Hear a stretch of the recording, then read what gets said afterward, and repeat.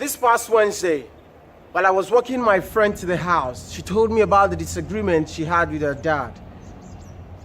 And when I probed further, she shut me out and wouldn't talk about it anymore. And this was someone who has always opened up to me concerning her personal life. We've talked about anything and everything. However, that evening I noticed something was off. And when I realized she wasn't in the mood to talk about it, I decided to let it go. When we got to the house, she eventually opened up and told me that her dad got a call from one of the commanding officers in the army in Maiduguri and asked if they could send the brother's allowance to him. And the father was surprised and asked them, "You've never sent me his allowance in his 4 years in the army. Why are you sending it now?" And they said it was because the brother has been sent on a special assignment. And the father told them to keep the allowance till he returns from the special assignment. And that if something was really wrong with his son, that they should let him know. When she told me this, I was a bit emotional. And I realized that sometimes we as humans are too quick to judge. We subconsciously begin to judge people without knowing the full story. We need to seek first to understand, then to be understood.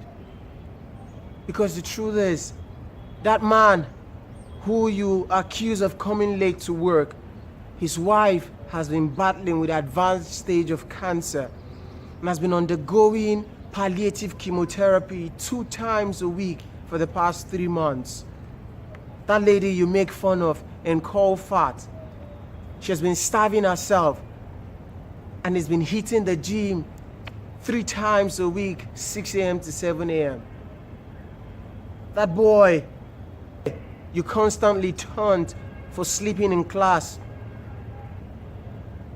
he's been running 2 shifts every day and some overtime to pay his way through school, and has been doing that since his first year when he lost his parents.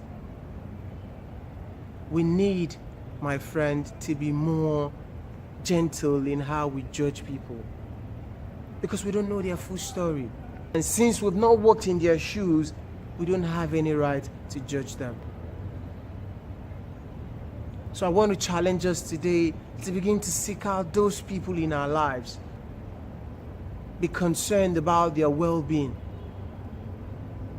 Because that guy who puts us a post about suicide, or who puts us a post about going through depression, might have been contemplating suicide. And by the time you come around, it might have been too late. Let's begin to seek out ourselves. Let's begin to genuinely care for one another.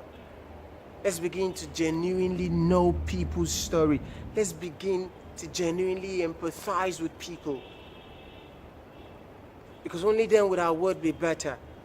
Only then would we make progress. Only then would we find true fulfillment. Because the reality is the one true exception in the face of perception.